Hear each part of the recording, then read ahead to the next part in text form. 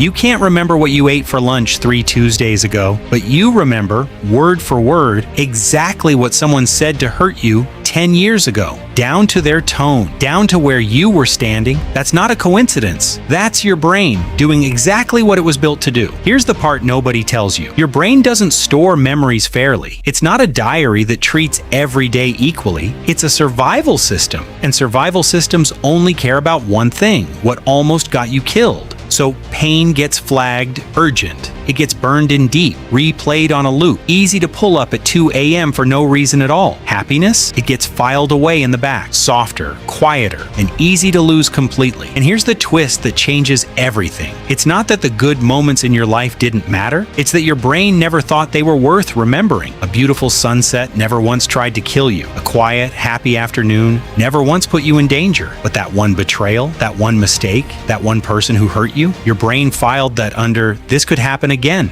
Stay alert." Pain isn't remembered because it was more important to your life. It's remembered because your brain thought it was more important to your survival. This is why one harsh comment can undo 100 compliments in seconds. Why a single failure echoes louder than 10 years of small wins. Why an old breakup can still ambush you out of nowhere, sharper and more vivid than most of your happy memories combined. It's not that the bad outweighed the good in real life. It's that your brain decided the bad deserved priority processing, and happiness never got the same treatment. Here's the uncomfortable part. This doesn't just shape your memory. It shapes who you think you are. When painful moments are louder, sharper, and easier to recall, they start to feel like the real story of your life. Meanwhile, entire years of calm, contentment, and quiet joy get compressed into a blur because your brain never flagged them as worth holding on to. You're not remembering your life accurately. You're remembering the version your survival instincts thought was useful. So what do you actually do with this? First, just naming this bias weakens its grip. Once you know pain feels louder because it's designed to feel louder, not because it's more true, it loses some of its power. Second, deliberately revisit good memories on purpose, out loud or in writing. Pain gets remembered automatically. Joy has to be repeated to earn the same weight. Third, when an old wound resurfaces uninvited, remind yourself, this isn't proof your life was mostly bad. It's proof your brain was trying clumsily to protect you from a danger that's probably long gone. So the next time an old wound replays louder than 100 good days ever did, don't believe it's the whole story. That's not memory being honest with you. That's an ancient alarm system, one still ringing long after the danger has passed.